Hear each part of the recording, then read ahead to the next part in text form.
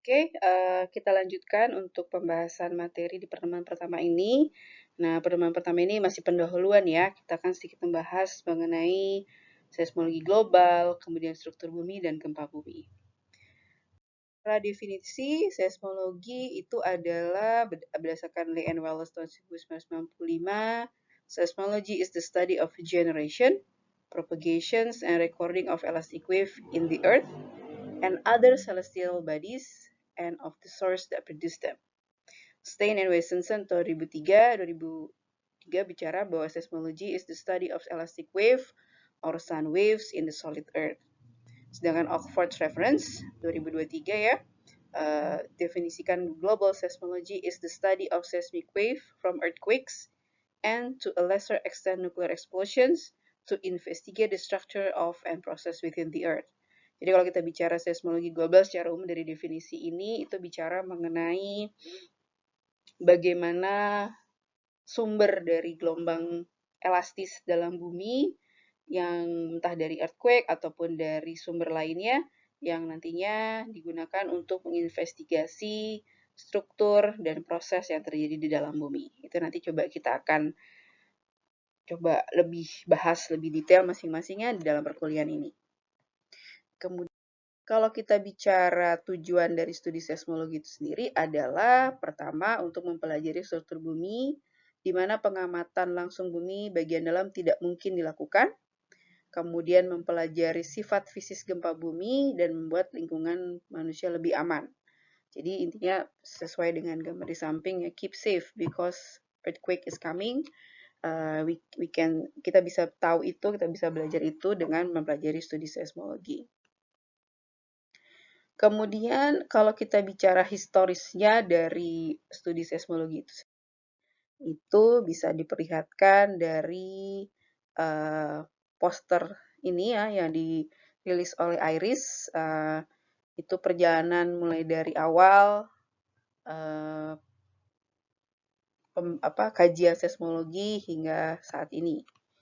Dan detailnya kita bisa lihat ada di kalau pengen sedikit kamu lihat presentasi yang lebih menarik mengenai history of seismology bisa lihat di dua link berikut dan kau bisa belajar secara singkat mengenai history of seismology. Tapi saya itu juga di slide ini saya akan juga sedikit membahas mengenai beberapa milestone ya, beberapa titik tolak ukur penting gitu dalam yang sudah dicapai dalam sejarah dari seismologi itu sendiri. Yang pertama adalah yang menurut saya adalah milestone pertama adalah seismometer pertama yang dicetakkan di Cina pada tahun 1132 Masehi oleh ahli astronomi, matematikawan, insinyur, dan inventor bernama Zhang Heng. Jadi ini proses kerjanya ya. Jadi bentuk dalamnya dari sistem di samping gambar cantik sebelah kiri ini adalah sebagai berikut ya. Jadi di mulut naganya ini ada bola ya, dan di sini di bawah ada kodok katak ya, dan di dalamnya ada satu sumbu yang menggantung seperti ini. Dan ketika terjadi gempa maka terjadi getaran, maka sumbu ini akan bergetar dan sumbu ini akan menggerakkan kepala dari naganya sehingga bisa melepaskan bola yang jatuhnya ke katak, ke mulut katak. Jadi akan menimbulkan bunyi pada dasarnya. Jadi ketika ada gempa maka si batang ini akan bergerak kiri kanan melepaskan bola secara bergantian sehingga akan timbul bunyi atau yang menandakan bahwa ada peristiwa gempa bumi. Jadi masih sisi mekanis ya, hanya kiranya alat ini hanya bisa menangkap getaran saja secara mekanis, kemudian dari mekanis tadi menjadi suatu bentuk peringatan bahwa ada gempa bumi. Kemudian di tahun 1800-an, milestone yang terpenting adalah pertama, teori perjalanan gelombang elastik dan ilustrasi gelombang badan. Ilustrasi gelombang badan itu gelombang P dan S dan gelombang permukaan. Kalian sudah familiar dengan bentuk ilustrasi di atas ya. Gelombang P, gelombang S, gelombang Love, dan gelombang Rayleigh di sini. Kemudian milestone yang kedua adalah ide untuk menentukan lokasi awal gempa bumi dan juga penentuan peletakan pos pengamatan gempa bumi oleh Mallet, jadi disebut sebagai Father of Seismology karena idenya tersebut, dan pembuatan seismograf perekam tanpa peredam di Italia oleh F. Cecchi. Kemudian dimulai pemasangan seismograf pertama di Amerika Utara di Lick Observatory San Jose, California, dan pengembangan seismometer pertama dengan peredam viskositas yang mampu merekam keseluruhan durasi getaran oleh Wechurch, ya, tahun 1800-an itu adalah milestone yang tercapai. Kemudian di tahun 1900-an ada beberapa hal yang cukup signifikan terjadi atau penemuan signifikan. Pertama adalah identifikasi batas kecepatan antara lapisan kerak dan mantel bumi atau lapisan moho oleh Mohorovicic, sorry. Ya, di sini adalah ilustrasinya bahwa di sini diperlihatkan ada lapisan kerak, ya, di mana ada P wave-nya bernilai 7 km per second. Kemudian di antara lapisan kerak dan mantel ini adalah Mohorovicic discontinuity yang memperlihatkan ada perbedaan kecepatan dari kecepatan P wave, ya, dari kedua lapisan ini. Kemudian peristiwa lain yang penting adalah gempa San Francisco pada 1906, dan ini cukup signifikan pada waktu itu karena cukup besar dan juga efek atau dampak akibat gempa bumi itu yang tidak hanya berupa kerusakan bagaimana akibat gempa bumi, tapi juga menimbulkan kebakaran di San Francisco karena dampak dari gempa buminya. Kemudian ada pembuatan seismograf elektromagnetik pertama oleh B.B. Galitson. Ya, contohnya seperti ini gambarannya. Kemudian ada teori elastic rebound oleh H.F. Reid. Nanti kita akan bahas lebih detail apa sih teori elastic rebound di pertemuan berikutnya. Kemudian teridentifikasinya gelombang P, S, dan permukaan pada seismogram dan deteksi cairan inti bumi oleh Robert Oldham. Ya, itu tahun 1900-an. Dan yang berikutnya masih 1900-an ini adalah terestimasinya kedalaman fluida bumi di kedalaman 2.900 km oleh Gutenberg. Jadi jadi intinya sudah dengan ilmu seismologi ini kita tahu bumi itu di atas lapisan apa saja, dan kemudian kita juga mulai tahu bahwa tiap lapisan itu terdiri atas apa saja. Nah, pada saat 1900-an ini adalah adanya di mana lokasi dari fluida inti bumi pada kedalaman 2.900 km. Kemudian skala magnitudo gempa di selatan California oleh Richter. Nah, kita familiar dengan skala Richter. Nah, ini itu disusun atau di idenya ada pada tahun 1900-an, dan ini berdasarkan gempa bumi yang terjadi di selatan California, ya, dan ini sudah diaplikasikan atau diadaptasikan nilai skala Richter ini untuk ukuran gempa bumi di daerah lain. Ya, kita juga pernah, kalau di Indonesia juga sering sebutnya bahwa terjadi gempa berapa skala Richter gitu ya.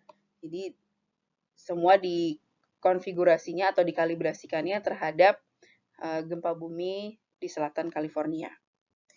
Kemudian diketahui keberadaan dari inti padat bumi oleh Ingrid Lehman, ya.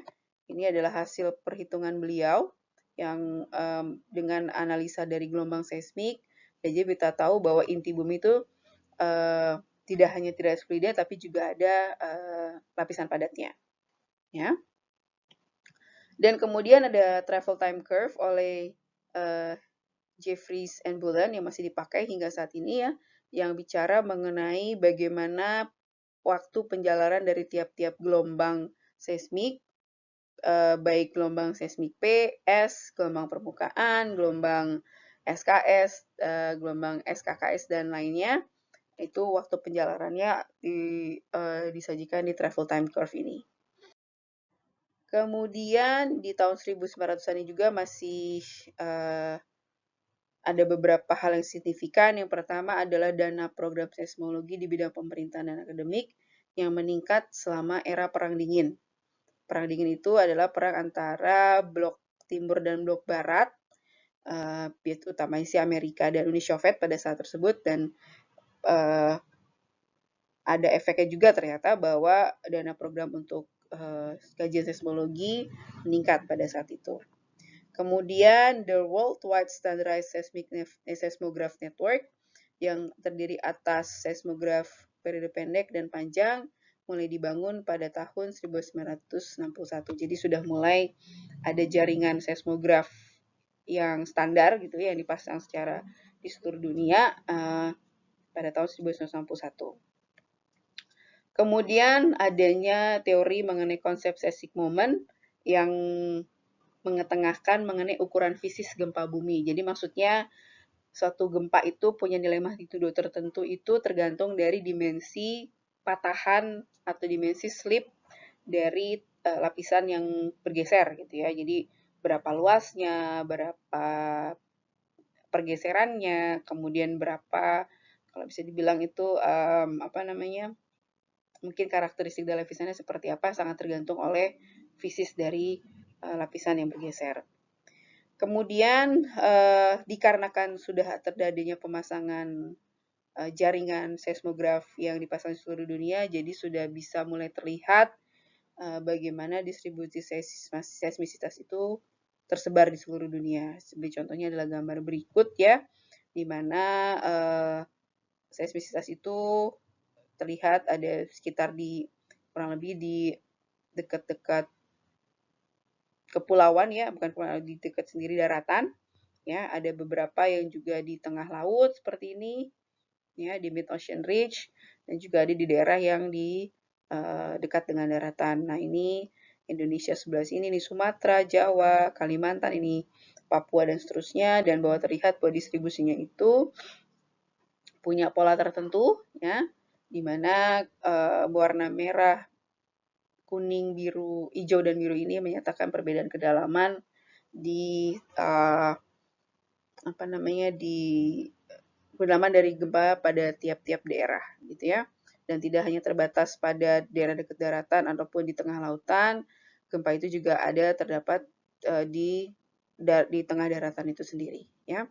Jadi sudah terlihat bahwa distribusinya dan distribusinya ini ternyata ada kaitannya dengan lokasi lempeng tektonik atau sebaran distribusi di lempeng tektonik di seluruh dunia. Dengan distribusi seismisitas yang terlihat tadi, maka tervalidasilah teori lempeng tektonik, ya, di mana kalau kita lihat tadi bahwa sebaran seismisitas itu juga coincident atau ya overlay dengan lokasi di mana lempeng tektonik itu berada. Berarti bisa kita tarik kesimpulan di sini, kesimpulan sementara di sini bahwa seismisitas tadi memvalidasi mengenai keberadaan lempeng tektonik dan juga memvalidasi teori lempeng tektonik yang sudah ada sebelumnya.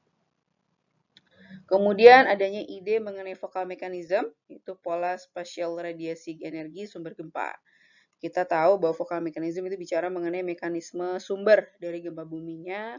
Jadi jenis mekanisme yang menyebabkan suatu gempa bumi terjadi, salah satunya adalah antara lain adalah mengenai mekanisme geser atau strike slip, mekanisme extension yaitu berupa patahan normal, mekanisme kompresi yaitu karena patahan naik ya reverse atau thrust, ataupun adalah diantaranya yaitu transtension atau transcompression. Jadi dengan teori focal mechanism ini kita tahu seberapa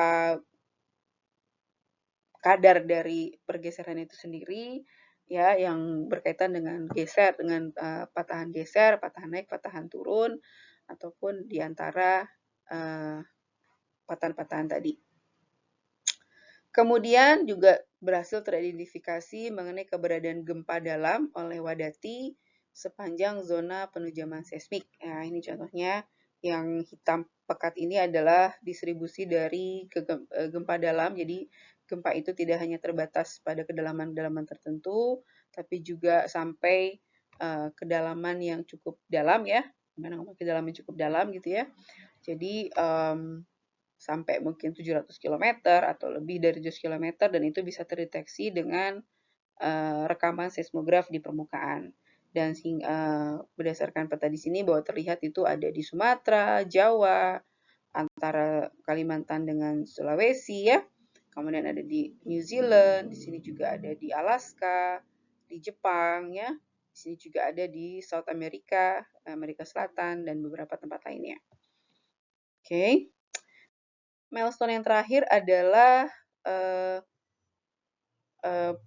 pasti di setelah waktu yang sama 1900 sampai awal-awal 2000 ya, adalah seismograf global dan portable digital pertama. Jadi ini seismografnya bisa dibawa kemana-mana. Jadi kalau kita misalnya tidak perlu stay satu tempat gitu ya, jadi kita bisa pasang misalnya melakukan pengukuran sementara di satu tempat, kita cukup bisa pakai portable digital, seismograf portable digital, dan kita bisa pakai untuk mengukur seismisitas pada daerah tersebut dalam kurun waktu tertentu. Dan juga sudah mulai adanya pengarsipan terpusat data seismik digital.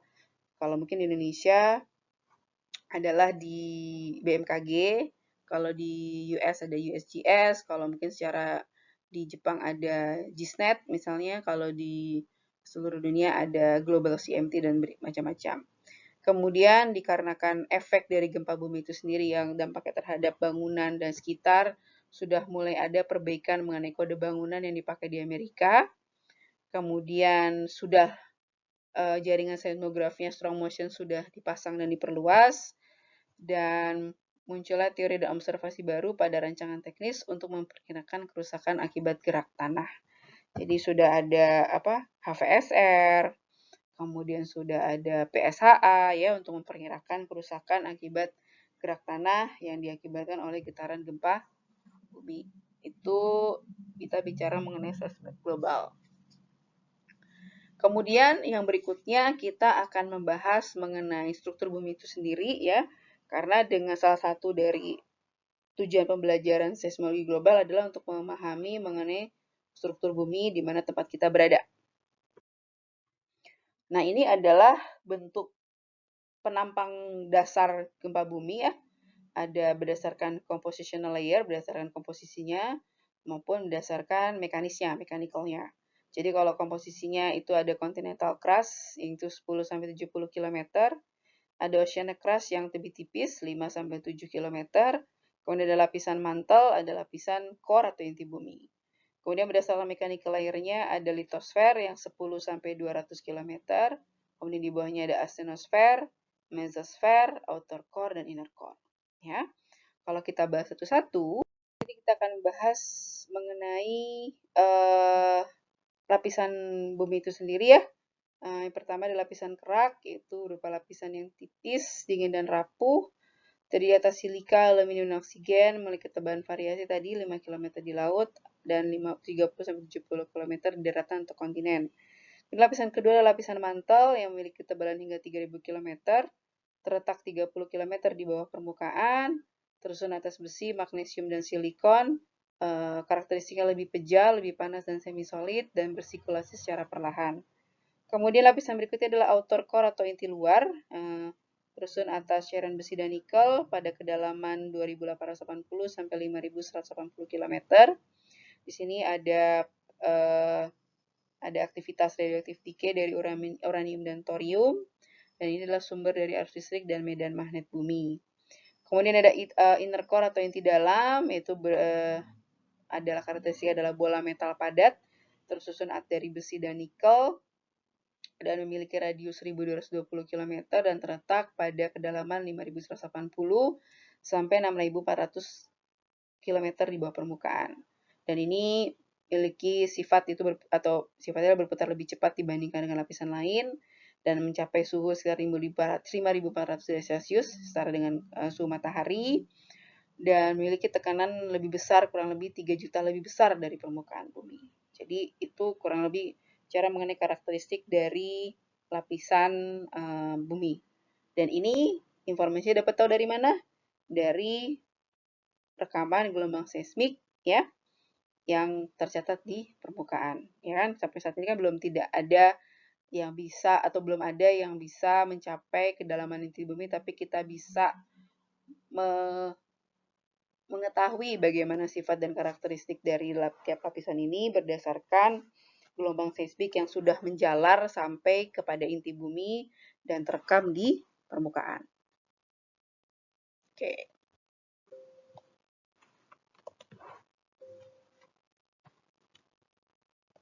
Dan kemudian tuh kalau kita bicara bumi itu tentu saja permukaan buminya sendiri adalah terdiri atas lempeng tektonik ya. Di sini adalah diagram yang cukup menggambarkan bagaimana lempeng tektonik itu di permukaan bumi. Di sini kita ada lempeng yang convergent boundary. Kita juga ada di sini divergent boundary. Dan di sini ada transform fault. Jadi ketika tectonic plate itu bertemu, ya dia bisa terjadi penujaman, terjadi konvergensi, di mana satu lempengnya itu akan menujam ke bawah lempeng yang lain, ataupun antara kedua lempeng tersebut akan saling bergerak menjauh satu sama lain, ya, menjauh satu sama lain seperti ini divergent boundary. Dan ini contohnya tentu kita familiar yaitu bahwa ini ada di Indonesia salah satunya, di mana kita punya zona subduksi di selatan Jawa ataupun di sepanjang sisi barat Sumatera. Nah, di sini di convergent boundary ini ciri khasnya ada ocean trench, ada palung kelautan, kemudian ada terbentuknya volcano sepanjang bagian daratan dari zona subduksinya sendiri. Sedangkan kalau di divergent boundary sendiri itu karena dia bergerak saling menjauh sesama lain, ada terkarakterisasi bahwa di sini adanya kenaikan magma ke permukaan ya yang naik dari lapisan batas antara kerak dan mantel sampai ke permukaan, dan juga ada transform fault di mana dua plate ini saling bergeser satu sama lain. Dia tidak menujam, dia tidak menjauh tapi bergeser satu sama lain ya. Dan kalau kita lihat sebaran dari tektonik di seluruh dunia adalah sebagai berikut ya. Di sini adalah peta yang memperlihatkan lempeng tektonik yang ada di seluruh dunia. Ada Eurasia Plate, ada Australia Plate, ada Pacific Plate, Juan de Fuca Plate, North American Plate, Nazca Plate, South American Plate, Africa Plate ya. Dan hasil terakhir adalah Antarctic Plate. Dan di sini ada tandanya bahwa yang bergerigi ini adalah subduction zone. Berarti ini adalah daerah-daerah di mana kedua lempengnya ini di mana salah satu lempeng itu menujam ke bawah lempeng lainnya. Dan kemudian ada zona strike slip yaitu garis lurus ya. Banyak ya di sini ada Southeast Indian Rise ya. Seperti itu. Jadi juga di sini ada ridges di sini itu adalah juga strike slip fault. Kemudian di sini ada yang uncertain plate boundary, yaitu garis putus-putus yang masih belum teridentifikasi. Contohnya di sini, apakah dia subduction, apakah dia divergent boundary, atau strike slip. Ya, seperti ini. Jadi sebarannya banyak. Ini juga ada mid Atlantic Ocean Ridge ya, di mana adalah barisan dari strike slip atau transform fault yang akhirnya barisan dari strike slip ini membentuk suatu pola divergen atau di mana kedua plate-nya yaitu dari sini adalah South American Plate dan African Plate-nya yang saling menjauh satu sama lain ya.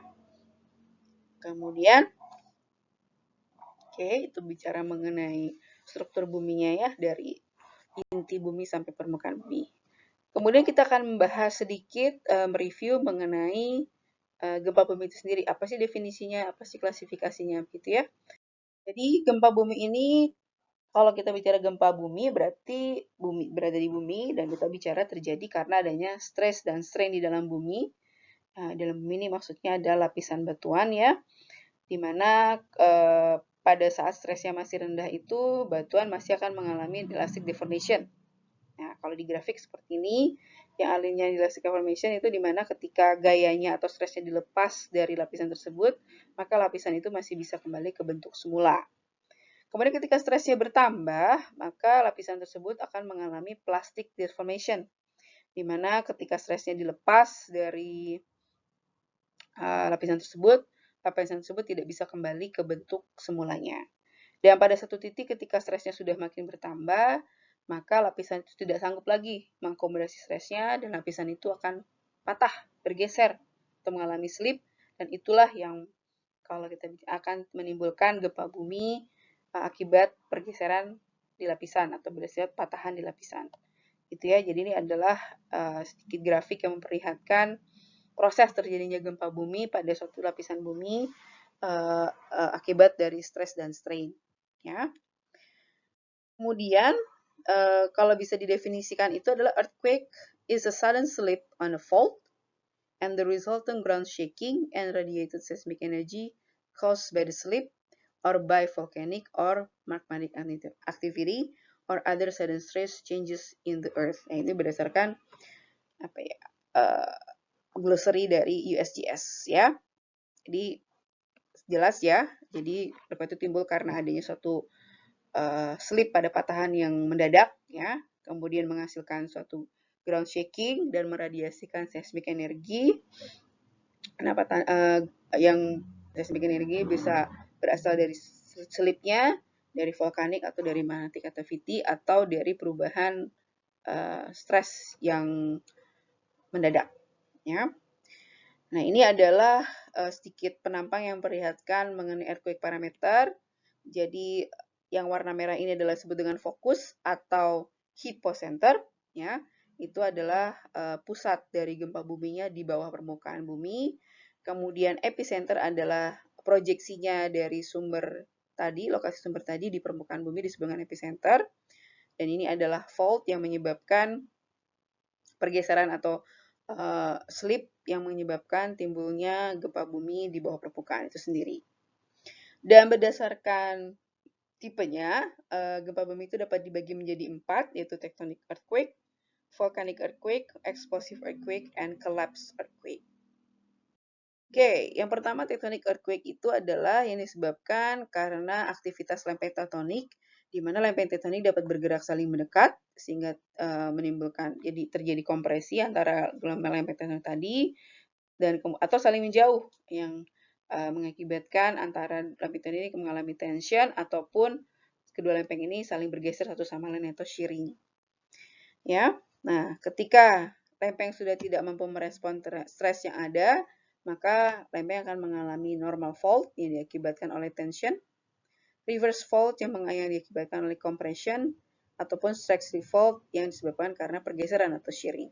Ini adalah diagram yang memperlihatkan normal fault, reverse fault, ataupun strike slip, baik right lateral ataupun left lateral. Ya, dan ini adalah sebaran tectonic earthquake di dunia, ya. Ini adalah sebaran seismicity-nya, dan ini adalah peta yang memperlihatkan lempeng tektonik. Kalau kita lihat di sini, keduanya saling berkorelasi ya. Jadi di mana ada lempeng tektonik yang subduksi, seperti di sini ataupun di Indonesia, kita lihat juga bagaimana sebaran seismisitasnya di Indonesia maupun di Amerika Selatan misalnya. Kemudian di sini ada mid ocean ridges. Di sini juga kita lihat ada sebaran distribusi seismik di lokasi tepat di mana seismic ridges itu berada. Jadi kalau tadi kita bicara bahwa distribusi seismik itu memvalidasi teori tektonik lempeng, ini adalah salah satu korelasi yang terlihat antara distribusi seismisitas ya dengan keberadaan lempeng tektonik di seluruh dunia. Oke, itu tectonic earthquake. Kemudian tipe earthquake adalah volcanic earthquake. Ya, ini adalah contoh rekaman seismik dari Gunung Gamalama, Gunung Merapi, dan Gunung Tangkuban Perahu. Ya. Dan ini memperlihatkan bahwa earthquake itu juga bisa ditimbulkan oleh aktivitas volkanik, aktivitas gunung api, dan tentu saja dia akan mengemisikan suatu atau meradiasikan seismik energi yang terekam dalam bentuk gelombang seismik. Di sini ada perlihatkan gelombang seismik dari setiap aktivitas gunung, ya, contoh Gunung Gamalama tadi, Merapi, dan Tangkuban Perahu. Dan kalau ingin lihat detailnya, kalian bisa lihat di https magma.vsi.isdm.go.id untuk melihat secara live gitu ya tampilan seismogram atau rekaman seismogram dari aktivitas gunung api yang ada di Indonesia. Kemudian yang tipe berikutnya adalah explosive earthquake. Nah, explosive earthquake ini adalah gempa yang disebabkan oleh bukan aktivitas alami. Contohnya adalah yang bisa dibandingkan adalah nuclear explosion ya. Dan ini adalah contoh yang terekam. Jadi ini adalah dua seismogram ya, seismogram warna biru dan merah yang direkam oleh suatu seismic station di South Korea ya, adalah blue triangle di sini dari gempa dengan magnitudo 4 ya, yang pada tahun 2016 dan yang lainnya adalah dari suatu peristiwa eksplosif pada tahun 2017 itu Red Star dan ternyata ini adalah peristiwa tes nuklir di Korea Utara. Nah, kita lihat bahwa dua-duanya menghasilkan suatu getaran, ya kan? Dua-duanya mengemisikan seismic energy, di mana terlihat dari gelombang seismogramnya, tapi kita lihat bahwa terlihat perbedaan yang signifikan ya antara dua gelombang di sini, bahwa di gelombang akibat gempa itu gelombang P-nya atau di sini tidak terlalu terlihat jelas, tapi kalau di gelombang akibat gelombang akibat nuklir test itu sendiri, gelombang P-nya terlihat sangat jelas. Jadi dengan memperhatikan seismogramnya sendiri, kita bisa tahu mana yang merupakan peristiwa gempa bumi, mana yang merupakan peristiwa dari tes nuklir. Ya, jadi ini lihat di sini dan kalau di sini stated bahwa tahun 2007 the 12-7 nuclear test was estimated to be equivalent to the magnitude 6.3 earthquakes. Ini setara dengan kekuatan dari gempa 6,3. Ya. Kemudian tipe yang berikutnya adalah collapse earthquake. Nah, ini contohnya adalah ketika yang disebabkan karena guguran, tentunya guguran dari gunung. Jadi ketika gunung api atau gunung api atau gunung laut ya, seamounts yang ada di laut kemudian mengalami runtuh atau gugur atau collapse, maka itu juga akan merupakan sumber energi dan itu juga akan akan menimbulkan getaran dan meradiasikan gelombang seismik dan itu juga bisa direkam dalam bentuk seismogram. Sebagai contohnya di sini, kalau lihat perbandingan di yang paling atas ini seismogramnya, ini membandingkan antara gelombang seismik akibat earthquake, akibat guguran ataupun akibat volcanic explosion. Terlihat bedanya dan juga berdasarkan variasi frekuensinya bahwa kalau di flank collapse ini dominansinya lebih tinggi artinya sedangkan di earthquake frekuensinya lebih rendah. Jadi ini bisa memperlihatkan bahwa dengan tiap-tiap peristiwa gempa bumi itu dapat di differentiate antara gempa tektonik gempa apa dengan dilihat dari seismogramnya. Ya. Nah, ini yang tadi baru saya bahas itu mengenai bagaimana bentuk seismogramnya berdasarkan sumbernya. Jadi ini ada tektonik yang diakibatkan oleh gempa yang diakibatkan oleh tektonik, bentuk seismogram seperti ini. Ini gempa yang disebabkan oleh volcanic activity. Ini ada karena peristiwa di permukaan ataupun karena tremor, harmonic tremor. Jadi ini yang selalu tremor getar yang selalu ada gitu ya. Jadi kita bisa bandingkan bahwa masing-masing seismogram itu mempunyai karakteristik yang berbeda dan dengan perbedaan karakteristik ini kita bisa tahu bahwa apa sih sumber dari gempa sebenarnya yang menyebabkan atau yang memperlihatkan rekaman seismik sebagai berikut. Dan ini contoh yang lain. Jadi kalau ada runtuhan, debris fall juga bisa menimbulkan getaran dan bisa terekam seismiknya. Ini kalau seismiknya letaknya sangat jauh dari seismometer, dari atau alat perekaman, dia juga akan terekam, tapi bentuknya tentu amplitudenya lebih kecil. Ini juga contoh gempa tektonik yang terekam dekat suatu gunung atau Mount Rainier. Sedangkan ini adalah gempa tektonik yang terekam di bawah Mount Rainier. Ini juga seismogram yang disebabkan oleh karena longsor batuan ataupun karena pergeseran dari lapisan es ya. Jadi setiap peristiwa itu memiliki karakteristik seismogram yang beda. Jadi dengan memperhatikan seismogram itu sendiri kita bisa menentukan apa sih sumber penyebab dari geseran itu sendiri ya.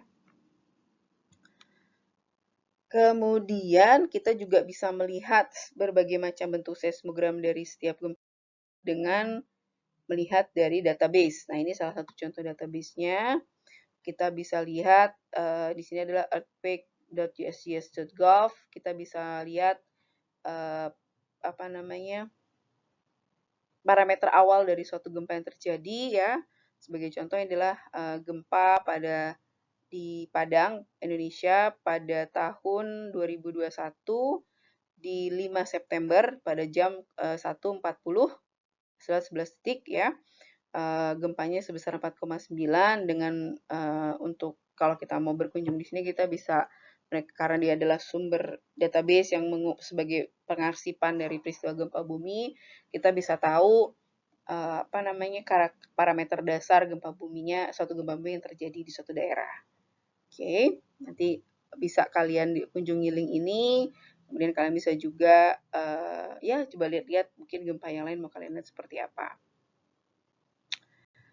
Kemudian kita selanjutnya tadi sudah bicara mengenai tipe earthquake, kita akan mencoba mengklasifikasikan gempa bumi itu sendiri ya. Jadi si pertama adalah berdasarkan lokasinya, itu gempa yang disebut dengan interplate dan intraplate. Interplate sesuai dengan definisinya, sesuai dengan katanya adalah gempa yang terjadi antara bidang batas antara dua lempeng.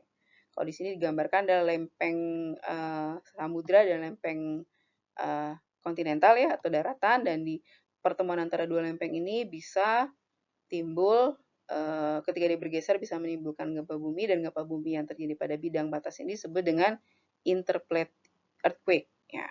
Kemudian gempa ini juga bisa terjadi di dalam lapisan lempeng itu sendiri. Jadi tidak di bidang batas antara dua lempeng tapi ada di dalam lempengnya. Nah, sebagai contohnya adalah sebaran dari gempa yang saya tunjuk sini. Ya, ini adalah gempa yang tidak di dalam lempeng dan disebut dengan gempa intraplate. Oke. Nah, kita lihat contoh-contoh lain sebaran dari kedua gempa. Nah, ini adalah contoh dari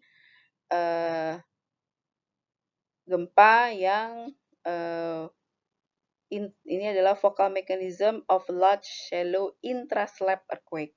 Kalau intraslab itu berarti dimaksud dengan intraplate. Jadi ini adalah lokasi-lokasi gempa yang terjadi di dalam lempengnya, ya, bukan di batas lempeng tapi di dalam lempeng.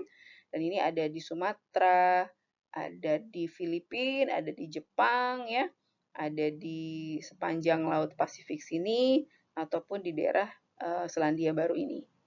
Ya, ini juga ada juga di Amerika, North America, ada di Alaska, ada di Meksiko, dan juga ada di South America. Jadi cukup banyak ya gempa-gempa intraslab yang terjadi di seluruh dunia, dan itu menunjukkan bahwa gempa itu tidak hanya terjadi pada bidang batas lempeng, tapi juga terjadi karena suatu peristiwa atau mekanisme di dalam lempeng itu sendiri.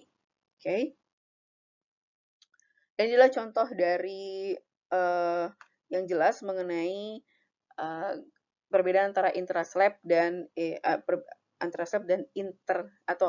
intraplate dan interplate. Nah, inilah penelitian saya di tahun 2020 yang melihatkan distribusi dari gempa dan aftershock dari gempa pada 15 Desember 2017 ya. Ini adalah Jawa dan ini adalah gempa yang terjadi di dekat Pangandaran sepertinya ya, Pangandaran. Dan juga dari gempa pada 23 Januari 2018 yang terjadi di daerah Pelabuhan Ratu di sini. Dan kita lihat di sini bahwa bintang ini adalah gempa utamanya, dan yang berwarna-warni bulat ini adalah gempa aftershock yang berada pada tiap pada bulan-bulan berbeda, dan kita lihat sini adalah distribusinya secara map view dan secara cross section. Dan di sini kalau kita lihat bahwa si bintang ini ya atau gempa utamanya berada di bawah bidang batas antara dua lempeng. Ya, berarti sini adalah termasuk dengan gempa intraslab. Dengan distribusi gempa yang lainnya ada di dalam intraslabnya, ada di antara bidang batas ataupun di dalam lempeng daratannya. Kemudian sedangkan gempa pada 23 Januari itu terelokasi bahwa gempanya berada di bidang batas. Berarti gempa ini adalah gempa interplate ya, dengan distribusi aftershocknya berada, dominasinya ada di bawah atau di dalam lempeng daratan. Jadi walaupun lokasinya istilah cukup dekat ya antara Pelabuhan Ratu dan Pangandaran di selatan Jawa itu sendiri, gempanya sendiri bervariasi, bisa terjadi ada di dalam slab atau intraplate ataupun ada di antara bidang batas atau interplate. Jadi bukan berarti kalau daerahnya kecil atau daerahnya lokal atau ya itu bisa pasti memiliki sifat gempa yang sama, bisa juga memiliki sifat yang berbeda. Jadi bervariasi lah gitu ya. Itu cukup menarik ya untuk diuji, untuk dikaji, untuk dijadikan studi perbedaan yang menyebabkan perbedaan dari perbedaan sifat atau jenis gempanya pada suatu daerah yang bisa dibilang masih berskala lokal dan regional. Nah, kemudian klasifikasi dari gempa bumi itu juga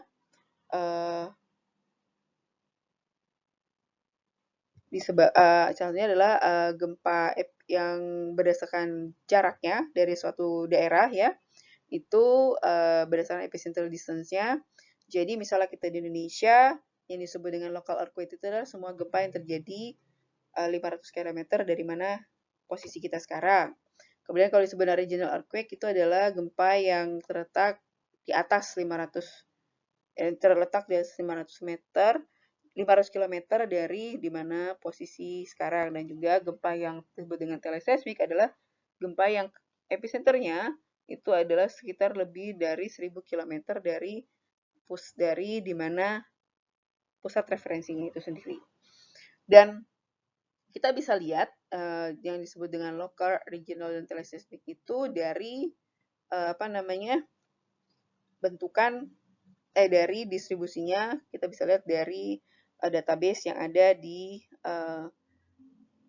Wilbur event ya. Nanti mungkin kalau kita sudah meeting kita bisa ketemu, kita bisa coba review secara detail mengenai ini ya. Oke, ini contohnya nanti coba, dan ini adalah distribusi dari seismogram yang bersifat lokal maupun bersifat regional. Tentu saja kalau bersifat lokal itu lokasinya tentu jarak waktu arrival time dari gelombangnya itu akan lebih dekat. Semakin jauh gempa itu atau station itu dari suatu titik, dari suatu sumber gempa, maka makin akan merekam, waktu rekamannya makin lama. Jadi bisa dibilang di sini kita lihat bahwa P wave-nya ya, atau arrival time dari gelombang P dan gelombang S-nya itu waktunya lebih lama dari dibandingkan dengan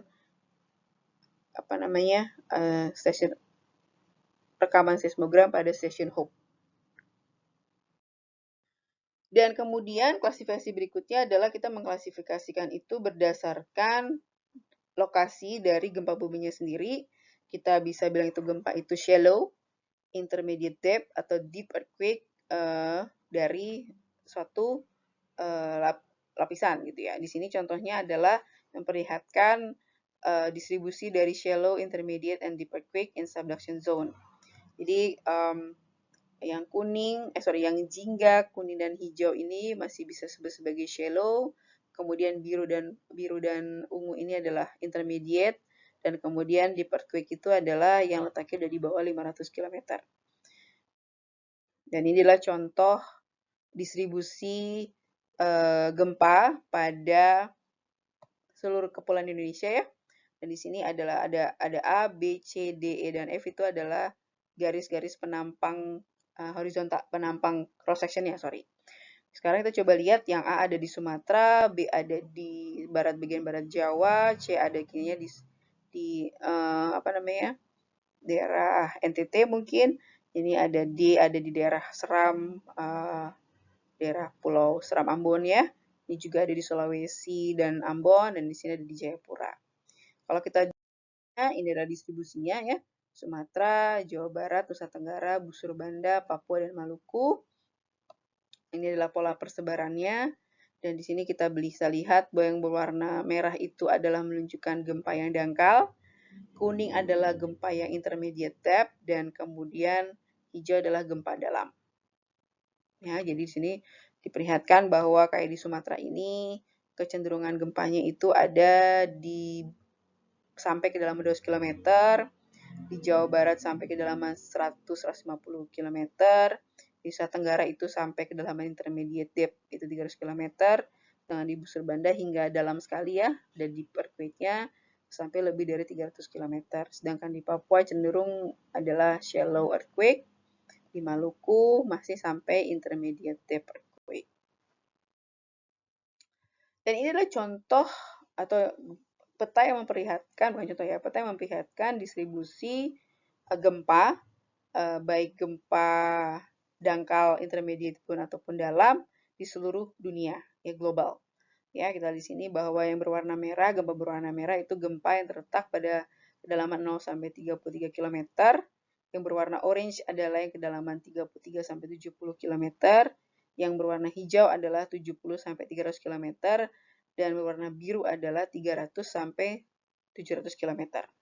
Jadi ya, itu legenda warnanya, dan kita lihat bahwa sebaran gempa dalam itu ada di Jepang ya, kemudian sampai di ini tadi Laut Banda, ada di Selandia Baru di sini sebelah sini, kemudian ada sedikit di Amerika Selatan ya. Tapi kalau di daerah lain cenderungnya berwarna merah, di dangkal di sini, di sini juga di China juga, China, Rusia juga masih cenderung dangkal. Dan ini adalah distribusinya dari penampang melintang dari daerah ini ya. Yang warna ini dua di sini ada North American Plate dan di sini adalah Pacific Plate yang saling bertemu di sini, dan itu memperlihatkan bahwa distribusinya ada gempa dangkal, ada gempa intermediate dan juga ada gempa dalam di sini. Ya. Kemudian kita mencoba mengklasifikasikan gempa itu berdasarkan magnitudonya. Di sini terlihat bahwa gempanya itu ini adalah magnitudonya, dan ini padanannya atau setara dengan energi berapa energinya dalam bentuk berapa kilogram eksplosif gitu ya. Di sini kita bagi magnitudo gempa itu berdasarkan magnitudonya, ada minor earthquake itu antara 3 sampai 4 dirasakan oleh manusia. Disebut light earthquake itu 4 sampai 5, terlihat adanya efeknya berupa kerusakan properti. Kemudian ada moderate earthquake ya, juga ada property damage itu 5 sampai 6. Kemudian ada strong earthquake, ada major earthquake dan ada great earthquake. Dan ini adalah beberapa contoh dari gempa-gempa yang masuk dalam klasifikasi sebagai great earthquake, major earthquake, strong earthquake, ataupun moderate earthquake. Ya, jadi kita bagi gempa itu berdasarkan magnitudonya menjadi kurang lebih 6 klasifikasinya. Oke. Ini adalah beberapa important links yang bisa kalian kunjungi, kalian explore ya. Antara lain adalah geof.bmkg, ini adalah katalog gempa bumi oleh BMKG. Kemudian oleh ds.aris.id adalah katalog gempa bumi yang dikumpulkan secara global ya. Tidak hanya gempa bumi di Indonesia tapi juga di seluruh dunia. Dan ada Global CMT yang tidak hanya katalog gempa bumi juga tapi juga ada katalog mengenai vokal mekanismenya atau mekanisme dari sumber gempanya. Kemudian ada katalog SCARDEC yang menyimpan data source time function atau distribusi energi per waktu dari tiap-tiap gempa yang terjadi, dan juga ini salah satunya adalah yang lain earthquake.co.globe ya, -globe adalah earthquake.co /globe yang merupakan database gempa bumi yang umum. Jadi bisa kalian coba kalian kunjungi, coba kalian explore apa sih isinya dari masing-masing link berikut. Oke, demikian untuk kuliah atau pemaparan materi pertama dari mata kuliah seismologi. Silahkan kalian mencoba untuk mengunjungi website-website ini untuk melihat seperti apa.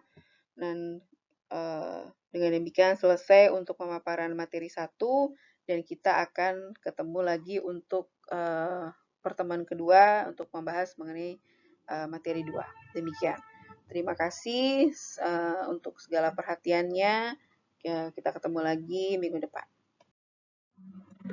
Oke.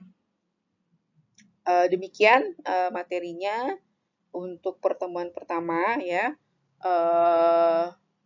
Nanti ada tugas untuk kalian. Tugasnya adalah sebagai berikut.